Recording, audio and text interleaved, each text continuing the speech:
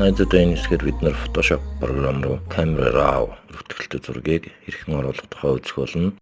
Энэ ойлголтыг үзэхээс өмнө бид нар non-destructive Camera Raw гэсэн ойлголтыг үзэх болно. За монголоор болохоор эвдрэлгүй Camera Raw гэсэн үг байна. Үүний өмнөх хичээлдэр бид нар Camera Raw фильтрийг ашиглаж iPhone-цаар авсан байгалийн зургийг өнгийг нь тохируулсан. Тэгээд Static Camera Raw Edit гэсэн JPEG бүртгэлтэй файл үүсгэсэн билээ. За энэ файлаа дасгалын 12 дугаар хавцснаас нээ зураг 50%-ийн харагц дээр том болж тавьж байна. За энэ тохиолдолд бид нар Camera Raw фильтрийг ашиглаж энэ өнгөний тохируулгыг хийсэн. За бид нар одоо файл хийснээс Browse in Bridge гэсэн командыг дуудаж байна. За энэ Bridge програм нь Adobe компаниас гаргасан файлтай ажиллах програм юм.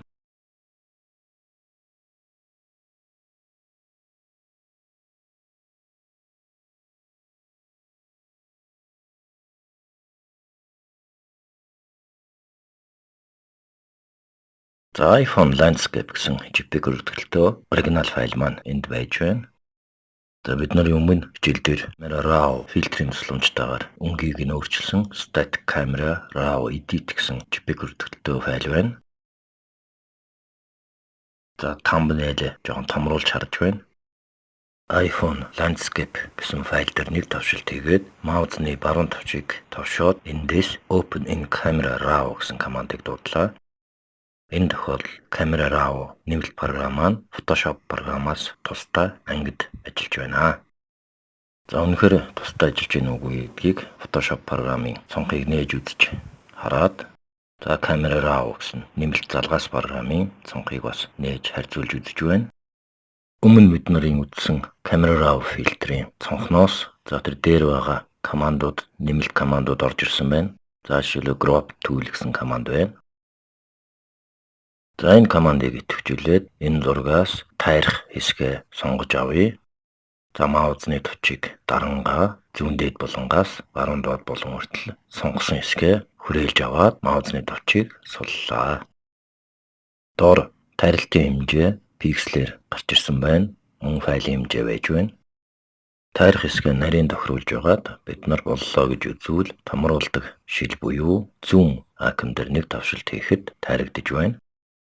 За тайрагдсан хэмжээгээ тэр доороос хараад болоогүй гэж үзвэл дахиад crop icon дээр нэг тавшилт хийхэд буцаад тайралтын хүрээг дээш доош нь болгож тохируулах боломжтой болж байгаа нь энд харагдаж байна.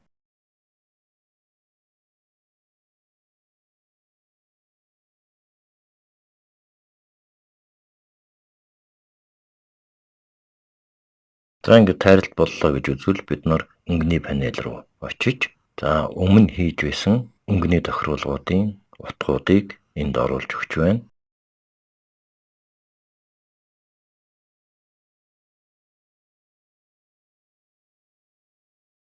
Ингээд боллоо гэж үзвэл done буюу хийсэн гэсэн товч дээр тавшилтын баталгаажууллаа.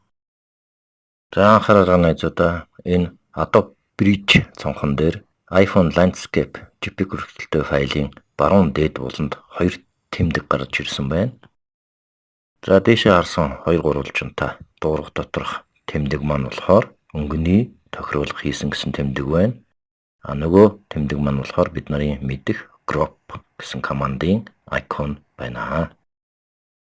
iPhone Landscape гэсэн шар хүрээтэй thumbnail дээр 2 удаа тавшилт хийхэд Camera Raw гэсэн нэмэлт програмын цонх буцаад гарч ирж байна. За бид нарын өмнө тохируулсан тохируулгууд энд байж байна. За нэмэлт тохируулгууд хийх боломжтой нь энд харагдаж байна. За бид нар нэмэлт тохируулга хийгээд Open Image гэвэл шууд Photoshop програм дээр энэ тохируулсан зураг маань нэгдэнэ. За одоохондоо бид нар Cancel товчийг товшиж буцаад Adobe Bridge програм руу орё.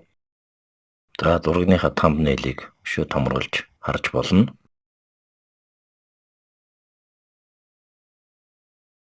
За iPhone Landscape гэсэн саяын өөрчлөлт хийсэн зургийнхаа файлыг хувилъя, copy хий. Copy хийсэн файлынхаа нэрийг өөрчлөе. Ингээхийн тулд нэрэн дээр нь 2 удаа тавшихад нэрийг өөрчлөх боломжтой болно.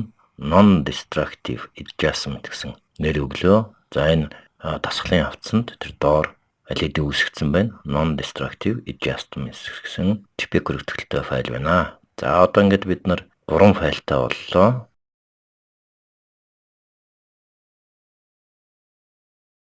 Photoshop програм дотор Camera Raw фильтрийг ажиллуулж бид нар iPhone Landscape гэсэн зургийн файлыг гаргаж авсан. За сая бид нар Camera Raw залгаас програмыг тусад нь ажиллуулж Non-Destructive Adjustments гэсэн файлыг гаргаж авсан. За iPhone Landscape Copy гэсэн файл дээр нэг товшилт хийгээд маусныхаа баруун товчийг товшоод эндээс Develop Settings гэсэн мөрний Clear Settings гэсэн командыг бид нар сонголоо. За энэ командыг ажиллуулахад өөрчлөлт хийсэн зургийн файл маань ориг файл руугаа өөрөөр хэлбэл iPhone утсаар авсан жинхэнэ ориг файл руугаа буцаж сэргээгдэж байна. За бид нар Non-Destructive Adjustments гэсэн файлаа идэвхжүүлээд хоёр товший. За ингээд бол Camera Raw нэмэлт залгаас програм маань ажиллаж энэ файл нэгдлээ. За Camera Raw нэмэлт цонхон дээр бас бид нар энэ өөрчилсөн зургийг буцаагаад ориг зураг руу сэргээж оруулж болно. За ингэхэд бол бид нар тэр өнгөний панел дахь баруун дээд буланд байгаа доош задардаг зэснээс Reset Camera Raw Defaults гэсэн командын мөрийг сонгож товшиход буцаад ориг зураг маань сэргээгдэж байна. Өнгөний тохируулгууд бүгдээрээ 00 болсон байна.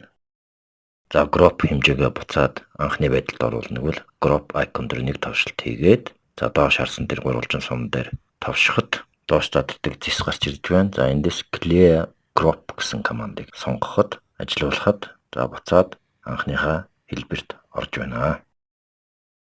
За бид нар өөрчлөлт хийсэн зургийн файлыг Adobe Bridge програм дээр бас буцаагаад анхны хэлбэрт нь оруулахаас гадна Camera Raw програм дээр бас буцаагаад анхны хэлбэрт оруулж болохыг үзлээ. Үүнээс гадна Camera Raw өнгөний тохируулга дээр Auto Default гэсэн хоёр команд байж байна. За Auto гэсэн товч дээр товшилт хийхэд автоматар өнгөний тохируулга хийн. За мөн Default буюу цаанаасаа тохируулагдсан өнгөний тохируулгыг хийх боломжтой. За тэр доор Cancel гэсэн товчны тэнд маусныхаа сумыг авчиж байгаад компьютерийн Alt товчийг дарахад Reset гэж өөрчлөгдөж байна. За ингээд бид нар бүр өмнө байсан бидний хийсэн өнгөний тохируулгын утгууд дээр аваач нэгвэл Reset гэсэн товч дээр нэг товшилт хийнэ. За ингээд энэ тохируулга болсон гэж үзвэл бид нар Photoshop програм дотор энэ тохируулсан зураг нэмэр байна. Ингээд бол Open Image гэсэн товч дээр нэг товшилт хийхэд Photoshop програм дотор Non-Destructive Adjustments гэсэн бид нарын тохируулсан файл маань нэгдэж байна. За энэ нээсэн зураг шууд хаахын тулд хэрэгс товч дээр товшиход өөр нэрээр хадгалах уу гэж асууж байна. За бид нар Cancel товчийг товшиж болиод файл зэснээс Save гэсэн командыг бас дуудлаа.